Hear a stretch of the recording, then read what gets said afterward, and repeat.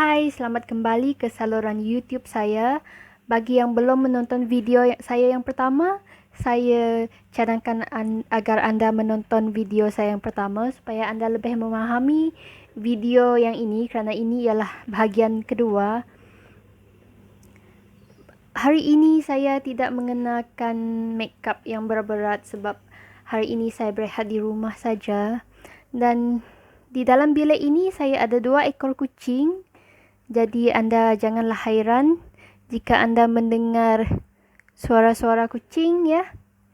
Ingat tak pada video bahagian pertama, saya telah berkenalan dengan seorang scammer yang menamakan dirinya David Malcolm di Instagram. Sebenarnya selepas itu, scammer ini bertanya, bolehkah dia add saya di WhatsApp? Pada mulanya saya ragu-ragu. Add di WhatsApp macam terlalu peribadi pula. Tapi itulah sebenarnya yang mereka mahu. Mereka mahu memperdayakan mangsa mereka untuk menjadi kekasih mangsa mereka. Dengan ini, barulah mereka dapat mengambil hati mengambil hati mangsa tersebut, dan barulah mereka dapat pergi ke proses untuk menipu wang mangsa tersebut. Jadi saya pun membuat keputusan untuk memberi dia nombor WhatsApp saya. Saya berfikir sekiranya ada apa-apa yang tidak baik berlaku, saya hanya perlu blok dia. Saya pun berilah nombor WhatsApp kepada dia dan dia pun message saya di WhatsApp. Jadi dari situlah mulanya bibit-bibit percintaan palsu di antara kami berdua. Mari kita saksikan perbualan saya bersama David Malcolm di WhatsApp. Jadi dia tanya bolehkah dia add saya di WhatsApp. Saya berfikir sejenak dan saya setuju untuk dia add saya di WhatsApp. Dia pun memberikan nombornya, dan jika anda lihat nombor di situ, kod di depan tu ialah 1. Itu ialah kod nombor telefon untuk Amerika Syarikat. Dia cakap dia dari Australia kan, tapi dia menggunakan nombor Amerika Syarikat. Kemudian kami pun beralihlah ke WhatsApp. Sebenarnya saya lupa nak ambil screenshot permulaan perbualan kami di WhatsApp. Tapi tak apa, itu tak penting. Jadi dia cepat-cepat bermesra dengan saya. Kami bercakap tentang dah makan ke belum. Dia cakap dia belum makan. Dia nak makan chicken katanya. Dia suka makan chicken katanya. Coba tengok ejaan chicken kat situ. Jadi saya pun guna ejaan yang samalah dengan dia. Dan saya panggil dia Mr. Charming. Sebenarnya saya gelilah nak panggil dia gelaran-gelaran yang romantik sebab dia bukan kekasih saya pun. Tapi for the sake of lakonan ini, saya guna je lah. Kalau saya tak bermanja dengan dia, macam mana saya nak mencapai target saya kan? Kemudian dia menyuruh saya memperkenalkan diri saya. Jadi saya menggunakan identiti palsu. Oleh itu latar belakang saya juga palsu. Saya menyatakan di situ saya seorang janda beranak dua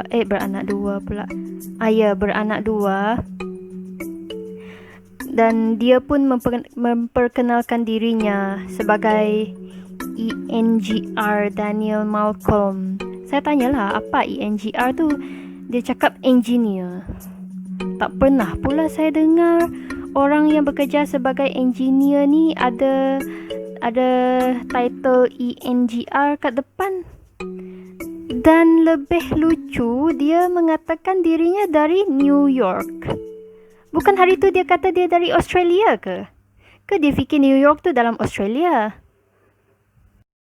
Kemudian dia memuji-muji diri dia sendiri. Ini ialah marketing skill lah. I don't lie, I don't cheat people. Oh my gosh, I hate that so much. Dan jangan lupa untuk cia-cia-cia, dia pun memuji saya di penghujung ayatnya itu. Hari dah mula hujan. Maafkan saya kerana mikrofon saya tak dapat menapis bunyi hujan ini. Okey, jadi selepas itu sebenarnya ada lagi perbualan kami, tapi saya malas nak screenshot sebab panjang sangat. Situ kami banyak merepek-repek lah. Okey, saya akan tunjukkan perbualan kami di malam seterusnya. Mula-mulanya dia tegur saya lah. Dia ucapkan selamat malam, good evening lah, selamat malam. Dia ucapkan good evening, apa my dear, apa. Dan kami bercakap lah. Kami mulalah topik perbualan kami. Dia pun mengatakan yang dia sangat memerlukan teman hidup, teman sejati, kekasih. Kemudian saya pun mulalah mengatakan yang saya suka lelaki yang pray to God, pray to Jesus. Tapi saya bukanlah seorang yang beragama. Kemudian saya gorenglah, saya cakap saya suka lelaki yang sentiasa memberikan saya hadiah. Sebab malam sebelum yang ni saya ada bagi tahu dia sebenarnya yang bekas suami saya tak pernah nak bagi saya hadiah sejak saya ada anak. Dan saya cakaplah saya suka lelaki yang boleh memberi ciuman, saya suka lelaki yang ada kerja yang stabil. Saya goreng-goreng sajalah benda-benda yang kata-kata yang manis. Kemudian dia mulalah bagi ayat-ayat jiwang.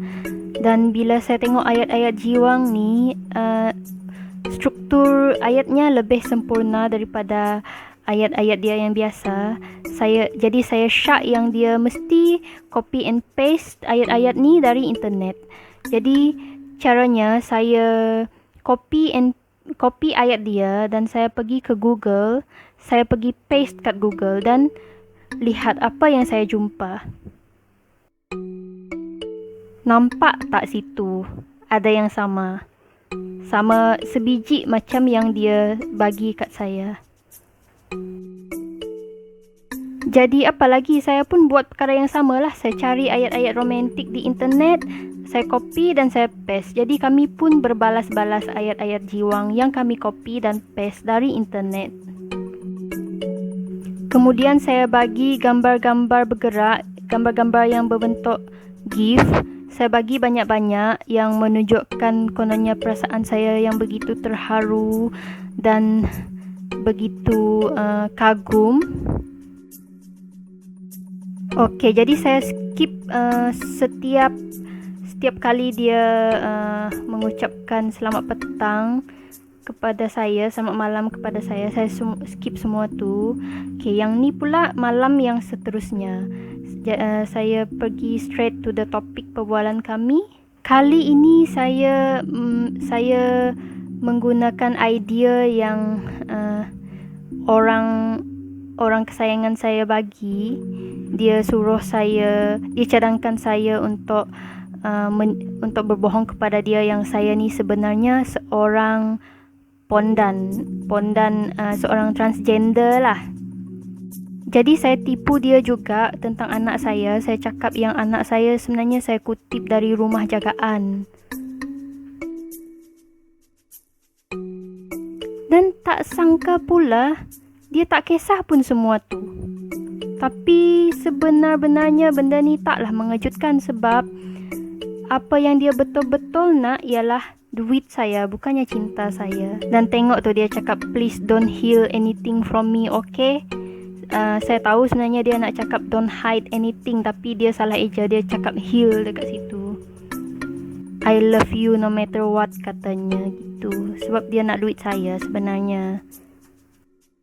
Dan dia kirimkan saya sebuah lagu cinta.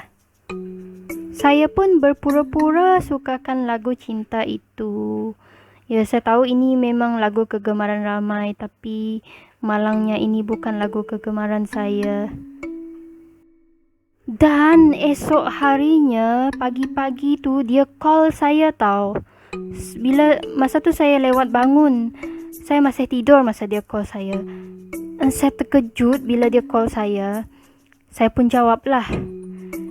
Dan saya dapati bahawa logat percakapannya langsung tak seperti logat orang Australia ataupun orang Amerika Syarikat, tapi logatnya seperti logat orang dari negara Afrika.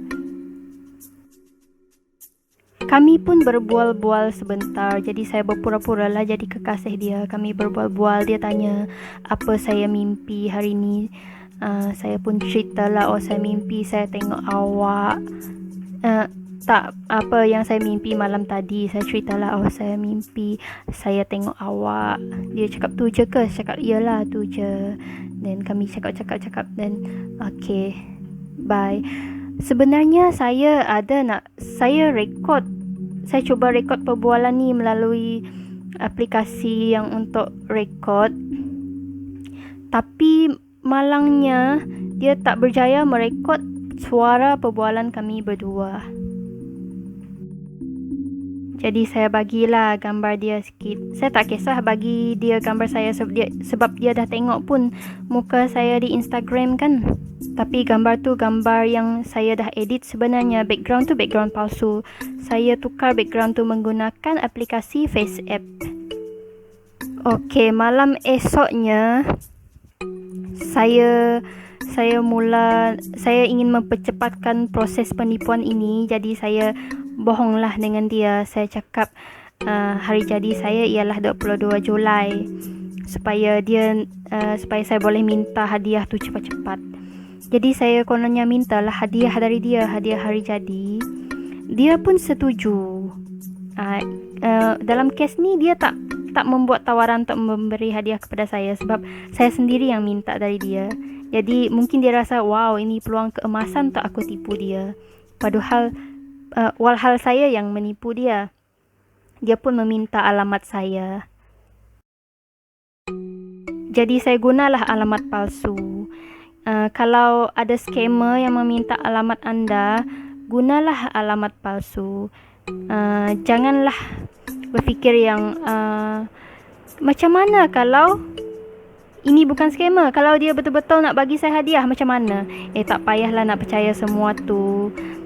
Pakwa kita pun berkira juga nak kirim hadiah dari jauh tau. Gurau je lah. Tapi kalau ada orang yang cakap nak tiba-tiba membuat tawaran nak beri hadiah, walaupun anda baru berkenalan ataupun anda tak pernah lihat antara satu sama lain dengan nyata, anda belum pasti identitinya, lebih baik jangan menerima hadiah tersebut ya. Kalau dia betul-betul nak kirim pun, fikirlah, it's too good to be true. Maknanya ni dah macam tak boleh percaya saja. Jadi bagilah alamat palsu. Jadi keesokan harinya dia menghantarkan saya gambar pengesahan kirimannya. Okey, coba tengok apa yang tak kena dengan gambar-gambar itu.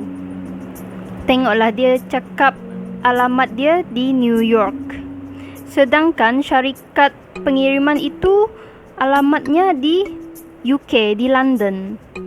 Dan dia tak menulis alamat saya dengan penuh. Boleh tengok lambang syarikat pengiriman yang ada di slip pengesahan itu tak sama dengan lambang yang ada di kotak dalam gambar tu. Jadi begitulah perbualan antara saya dan David Malcolm di WhatsApp. Untuk bahagian yang ketiga, saya ingin menceritakan bagaimana kiriman tersebut sampai ke Malaysia dan bagaimana pihak KLIA menghubungi saya untuk memaklumkan saya akan kiriman itu, dan juga bagaimana mereka sindiket scam ini ingin menipu wang saya. Jangan lupa untuk menyaksikan bahagian ketiga seterusnya.